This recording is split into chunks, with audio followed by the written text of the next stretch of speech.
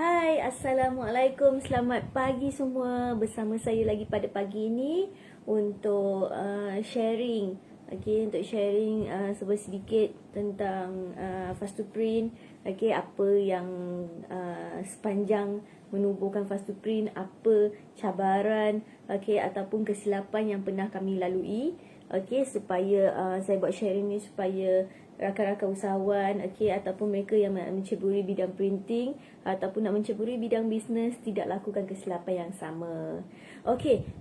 First of all, saya nak ingatkan untuk dalam bisnes, kita kena sentiasa bangkit semula. Tak kisahlah apa pun yang berlaku, tak kisah apa cabaran yang dihadapi dan sebagainya, jangan lupa untuk bangkit semula. Ada yang mengatakan kalau kita jatuh 10 kali, kita perlu bangkit untuk kali ke-11. Tak ada bisnes yang tak pernah gagal. Tak ada bisnes yang tak pernah jatuh. Tak ada perjalanan hidup yang tak pernah menemui kegagalan. Sebab itulah bila perlu dikatakan kalau 10 kali kita jatuh, bangunlah untuk kali yang ke-11. Dan jangan sekali jatuh dan kita terbenam terus. Hari ni saya nak share pasal berkenaan dengan kesilapan ataupun cabaran selama penubuhan fast to print ini. Antara ni ialah proses kadang-kadang kita sebagai usahawan, proses untuk belajar itu tak nak belajar. Untuk mencapai sesuatu kejayaan, semestinya ada pagar-pagar ataupun halangan-halangan yang kita perlu lepasi. So kalau kita tak nak lalui learning process ini, maka cabaran-cabaran, halangan-halangan ini tidak dapat ditembusi. Even kalau kita nak masuk rumah pun, kita ada banyak halangan. Kita mungkin ada pagar dekat luar, ada pagar dekat dalam, lepas pagar ada pintu kayu pula tu. Semua itu adalah cabaran untuk kita berjaya. So kesilapan besar yang kadang-kadang para usahawan tak nak lakukan adalah dalam proses learning process. Sebenarnya lagi banyak kali kita jatuh, lagi banyak kali kita gagal, lagi banyak kita belajar sebenarnya. Begitu juga dengan kami dari Fast to Print. Lagi banyak kali kami bertemu dengan cabaran. Kami memang macam-macam kami pernah lalui. Antaranya pada mula-mula awal penubuhan Fast to Print, kami tak jumpa supplier yang betul. Kami tak jumpa supplier yang betul. So benda yang harganya RM50 misalnya, yang kita boleh dapat direct daripada supplier RM50, tapi kami dapat harga tu pada harga RM100. So rasa-rasanya cost tu bertambah tak? And benda tu adalah benda main consumable. Toner untuk mesin photostat misalnya, mesin printing. So yang memang, ialah kalau tak ada toner tu, memang mesin memang tak boleh run. And toner tu adalah bahan utama. Bahan utama dalam proses percetakan dan semuanya. So bila kos kita berganda, so rasa-rasanya macam mana? Dan lepas tu bila, itu adalah salah satu. Yang kedua, sebab itulah bila kita dah jumpa supplier yang macam tu, kita ada perlu tindakan. Kita terus mencari supplier. Kita dapat supplier murah, supplier mahal tak apa. Tapi kita terus kena mencari supplier yang lagi murah pada kualiti yang sama. Tapi for sure lah, kalau kita nak compare harga, kita mestilah compare harga apple to apple. Benda yang A to A. Janganlah kita compare benda yang contohnya berat yang 1 kg, kita nak compare dengan benda harga untuk benda 2 kg.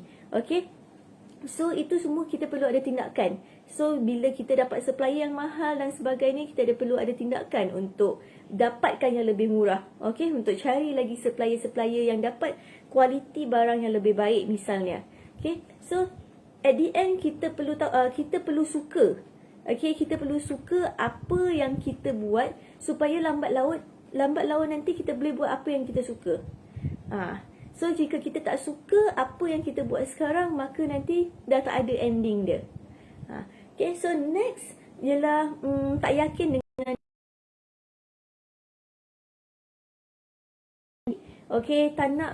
tak nak menuntut ilmu. Kadang-kadang ada yang malas nak menuntut ilmu sebab apa? mungkin kos yang tinggi dan sebagainya. Tetapi buat masa sekarang, lagi-lagi time PKP ni banyak sangat sharing ataupun kelas, okey, yang percuma. Okey, pergi saja yang percuma jika masih belum mampu untuk membayar. Okey, dan semestinya macam sekarang ni, kita boleh dapat kelas ilmu yang sangat banyak setiap hari, setiap malam, okey, secara online. So pastikan menuntutlah ilmu, kerana kita boleh katakan ada perumpamaan yang mengatakan lagi tinggi layang-layang tu nak naik ke atas langit, lagi kuat angin yang diperlukan. So maksudnya benda tu sinonim dengan nak kata kalau kita nak pergi lagi jauh, maka jika kita nak pergi lagi jauh, maka lagi banyak cabaran. Okey, lagi susah kita nak naikkan layang-layang tu sebab lagi kuat angin. So lagi tinggi kita nak naik, lagi berjaya kita nak pergi, lagi jauh kita nak pergi dalam bisnes ni, lagi banyak cabaran yang kita perlu hadapi. Macam kami sendiri, antara tadi yang saya sharing adalah berkenaan supplier. Okey, next berkenaan dengan staff. Okey, staff kami boleh katakan untuk syukur pada masa sekarang. Okey, syukur pada waktu sekarang,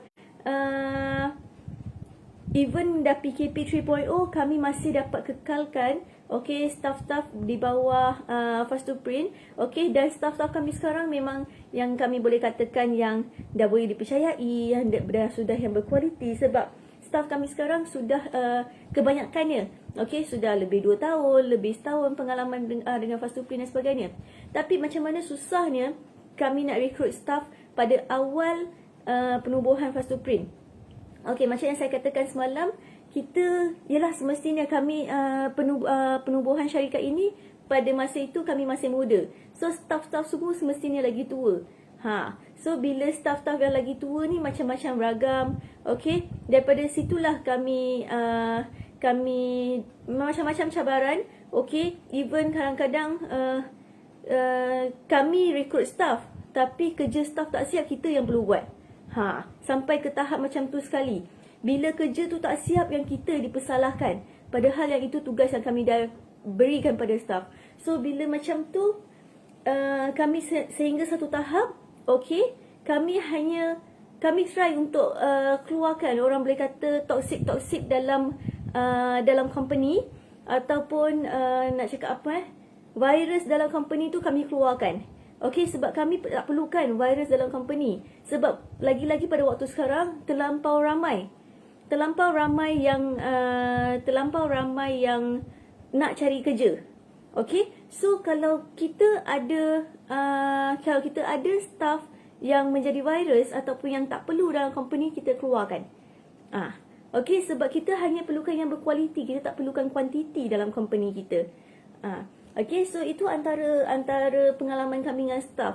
Okey, dicaci, dimaki oleh staff, itu pun kami pernah. Bayangkan kita bayar gaji pada dia, tapi kita yang dimakinya. So macam bila hormat itu tiada, kami tak perlukan, kami sebagai majikan tak ada pun nak minta pada staff untuk disanjung tinggi dan sebagainya. Okey, kita boleh anggap staff itu sebagai kawan-kawan, tapi ada hadnya. Okey, hormat itu perlu. Tapi jika sampai kami sendiri, okey, dia tak beranilah nak maki kami depan-depan. Tapi bila dah terbongkar rahsia, okey, bila dah terbongkar rahsia, okey, time tu nangis-nangis kalau nak minta maaf pun, terima ataupun tidak, itu bergantung pada diri anda semua. So itu antara cabaran, okey, kami dengan staff. Okey, even dulu kami pernah cabaran dengan staff. Kami every morning kami kena standby siapa yang MC. Sebab ketika itu kami ada 2-3 cawangan. Okey, 2 cawangan. Okey, ketika di dalam UKM.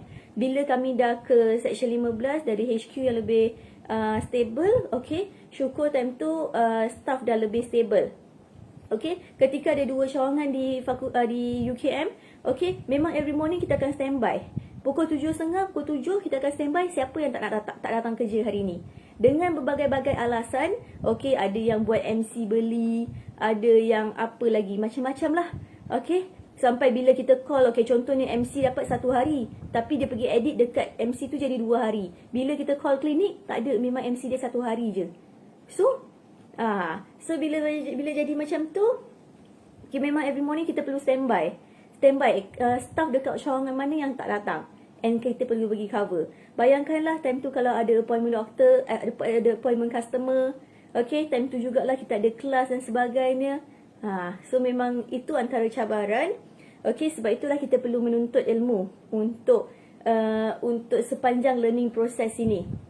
Okay, next. Ada yang ramai yang nak menjadi usahawan, hari ni nak berniaga, esok terus nak kaya. Itu yang selalu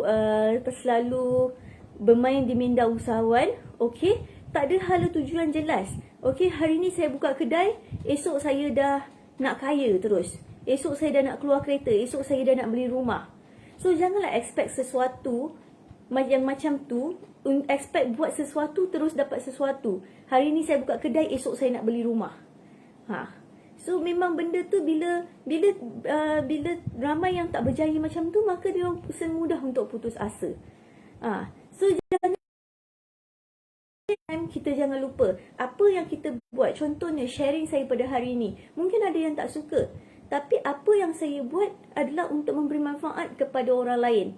So benda yang saya buat adalah benda yang positif. So di mana yang orang yang tak suka, kita abaikan. Kita abaikan haters kita. Okay, kita fokuskan pada siapa yang nak siapa yang nak tengok apa yang kita sharing. Okay, so mana yang haters kita abaikan. Sebab kita tahu tak semua benda yang kita buat semua orang suka.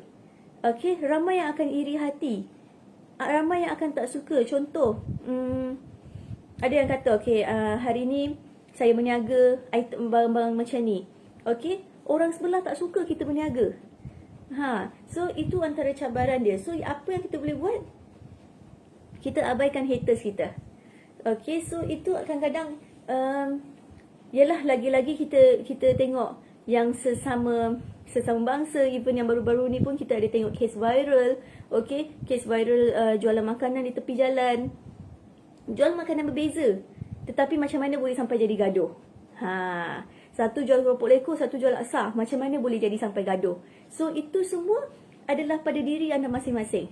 Okay, jika dah gaduh tu kita terus putus asa, esok dah tak berniaga, tak boleh juga. Okay, kes dia jadi bila, okay, hari ni saya baru mula berniaga, orang sebelah dah iri hati. Okay, esok ni kita terus give up. No, esok ni kita cari tempat baru. Kalau kita tak nak terus berada di sana lah. Kalau kita kuat untuk terus berada di sana, kita tahu kita tak salah, maka kita kuat untuk berada di sana. Jika rasa macam benda tu tak okey, it's okay, kita shift tempat lain, kita cari tempat lain. Okay, so itu antara kesilapan ataupun cabaran dalam perniagaan. Okay, yang saya boleh kongsikan sedikit. Esok saya akan share lagi, ada a few points lagi. Okay, antaranya antara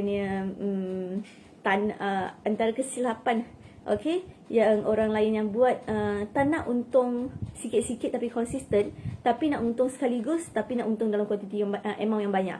Okay, itu nanti esok saya akan kongsikan. And ada juga a few sharing, okay, yang saya dapat daripada mentor-mentor saya. Okay, bila tak ada percaturan, okay, tak ada percaturan dalam bisnes, tak ada percaturan dalam kehidupan. Okay, apa yang perlu kita buat sepanjang, okay, bila kita perlu bangkit, bila kita perlu buat sesuatu. Okay, yang itu semua esok saya akan sharekan. So saya berharap apa yang saya kongsikan pada hari ini, a short and simple sharing pada hari ini, memanfaatkan rakan-rakan, okay, atas apa yang saya sampaikan. Dan jangan lupa, yang penting sekali untuk subscribe, untuk like, subscribe and like YouTube channel kami. Okay, dan share, follow dan like Facebook page kami, IG kami. Okay, semua ni dalam fast to print. Yang paling penting untuk dapatkan, untuk terus follow, okay, sharing produk, segala promosi daripada kami. Okay, mana yang baru saja join, boleh jangan lupa subscribe YouTube kami. Banyak video-video sharing. Okay, even bukan sharing daripada saya sahaja, ada sharing produk, sharing ada cara-cara pemasangan item-item semua. Okay, so ada banyak yang kami telah kongsikan. Okay, so jangan lupa untuk subscribe dan like, subscribe dan follow, like dan like dan follow Facebook page kami, YouTube channel kami. So, saya akhir sekali, saya harap apa yang saya kongsikan pada hari memanfaatkan anda semua dan juga rakan-rakan anda. So, itu saja untuk hari ini. Jumpa saya lagi esok. Bye. Assalamualaikum.